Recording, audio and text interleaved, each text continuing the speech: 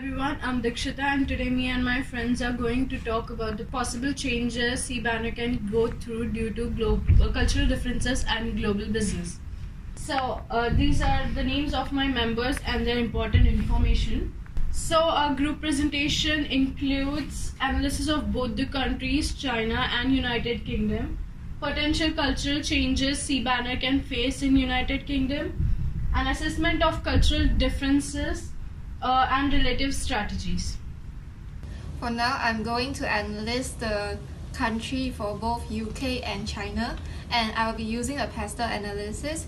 For the economic factors, the China is the world's second largest economy in the world and is in terms of nominal GDP, which is 14.2 trillion in 2017, and the lower population growth makes a dramatic increase in GDP per capita, which is $10,153 in 2019. And the old growth model is very unsustainable and it may bring them to the middle income trap. And some worrying trends like high inflation rate and high property prices also will affect the China's economy. And for the UK is the fifth largest economy in the world, and in terms of GDP, which is 2.622 trillion in 2017, and a large population allowing for even small markets to be profitable, and a diversified economy with both large public and private sector, and lots of money also spent on providing free public services and financial aid even for migrants. And the social factors for China have a population of 1.386 billion in 2017 and its collectivistic culture. And the consumer lifestyle collectivistic culture, education and surging inequality between old and poor and between urban and rural areas also affect the social in the China. And the UK population is 66.04 trillion in 2017, and the births continues to overnumber the death, and population is expected to reach 74 million by 2034, and it will become older. And for the technological factors for China, China has 420 billion internet users, and the trades through e-commerce can be done freely and easily. And for the UK is the one of the most technological advanced countries in the world, and technological sector is a major contributor to UK economy. So now I will pass to Amy to talk about the political factors and the ecological factors. Now it's my part. I want to talk about the political factors and the ecological factors in PESTEL. I will talk about two political features of China and the UK. Firstly, China is founded and leading by Communist Party. As for UK, it is a modern parliamentary democracy and a constitutional monarchy. So two countries have different political systems. Besides, I want to talk about the political environment of UK and China. Both UK and China have stable environment, and which is a great strength for a country. However, Brexit created uncertainties and political debates for the UK. Although there are some various opinions about the Brexit, increase in violence and crime recently cannot be ignored. Then I want to talk about the ecological factor. Firstly, both China and UK have environmental problems. However, UK have improved a lot because of the attention of government and other councils. China became the most serious greenhouse problem country since 2007. As so far, China is not too strict at the emission, while UK has strict laws about the emission, switch emission. Two countries has environmental questions as well. China has water scarcities in some areas, which is a threat to to the economic growth. As for UK, the weather in UK is challenging, which will make important roles in some areas of business such as tourism. Tourism contributes about £127 billion annually. Now, let's welcome Iman. Thank you, Amy. Now I'm gonna talk about the potential cultural challenges. So the first one would be nepotism.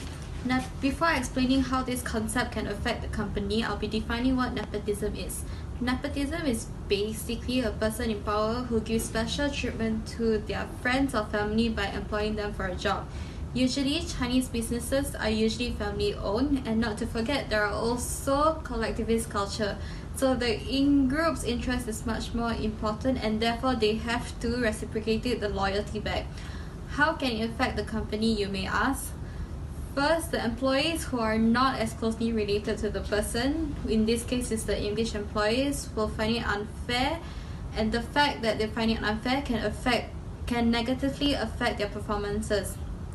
Also, it will be hard for them to exchange information with the employees in between. The next one will be the relationship between the managers and employees.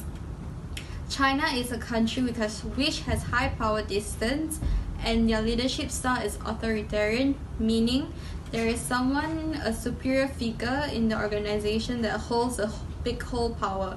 When such hierarchical power exists, it'll be hard to communicate between the managers and employees. For example, the employees might find it hard to give feedbacks to the managers or give suggestions and any ideas because they're afraid they might lose out their position in the company.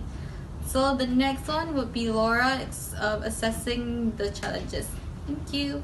Okay, thank you for Ima's presentation. Now I will assess those challenges. First one, let's see I will use two theories. First is Hall theories. Basically, Hall theories deal with the mental languages, which we can see from this graph. English is low context cultures, which means UK people, when they talk, their communications that are more direct, so they say what they mean. However, you can see Chinese in here, so China is high context cultures, which means when Chinese people talk, they always hidden things. So foreigners need to guess the meaning through their gestures, tones of voice, or appearance.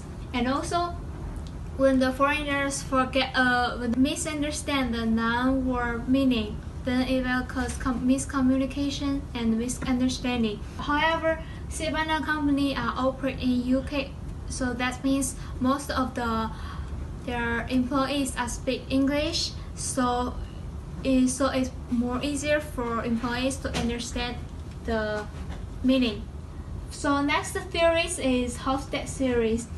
As we can see from this graph, both China and UK are masculinity and low uncertainty avoidance.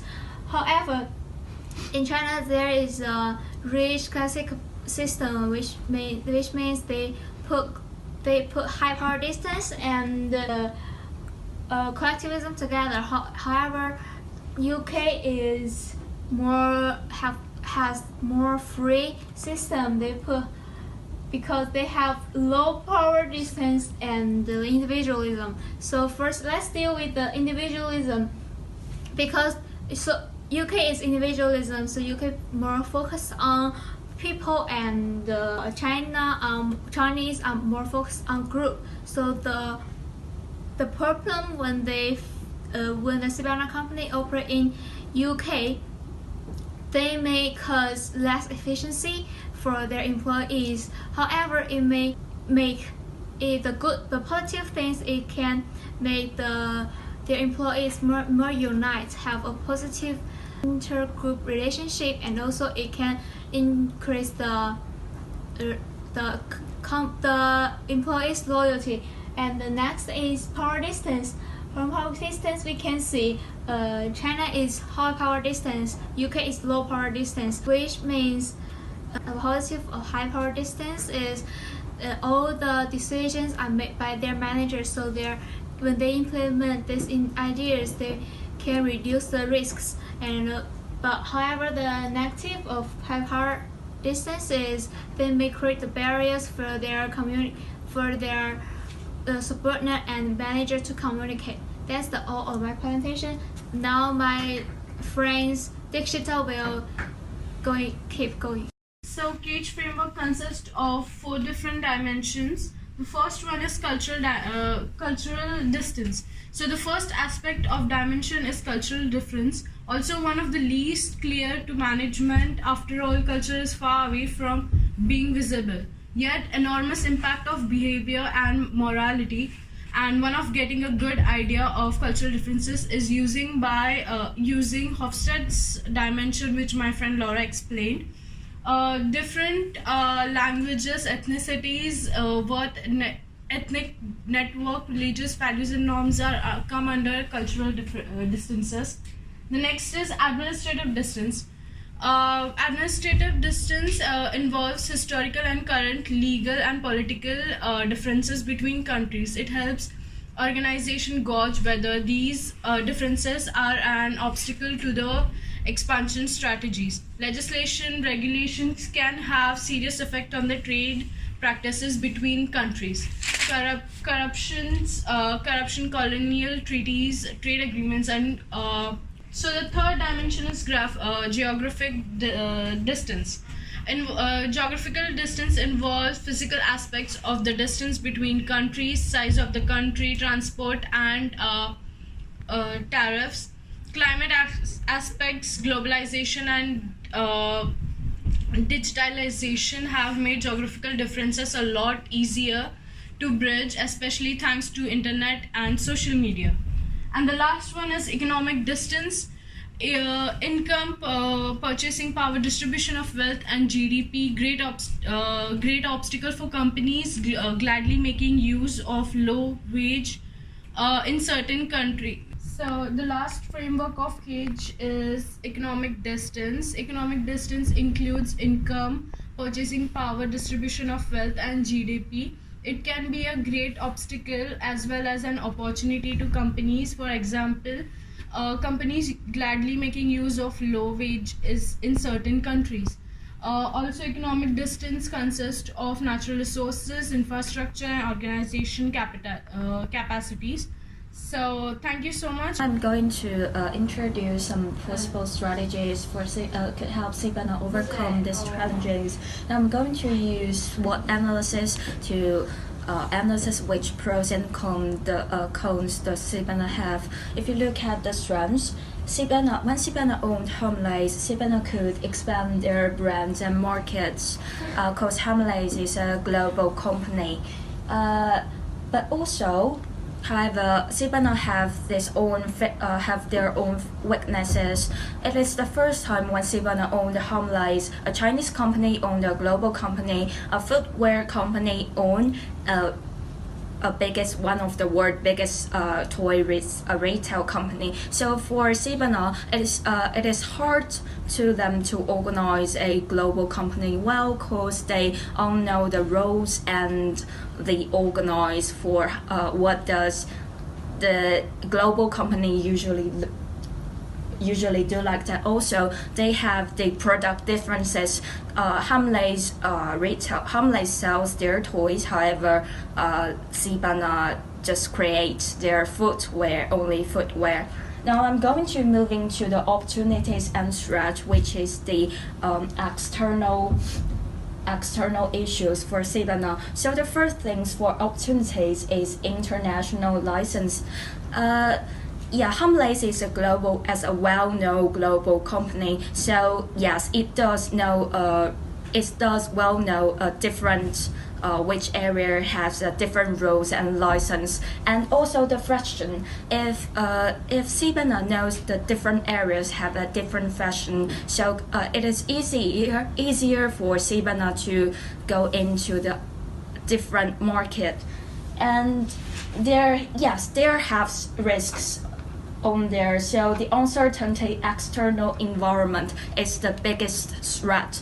Like Sibana owned Homeless in 2015. However, in 2016, the Brexit happened, yet it does influence the European market.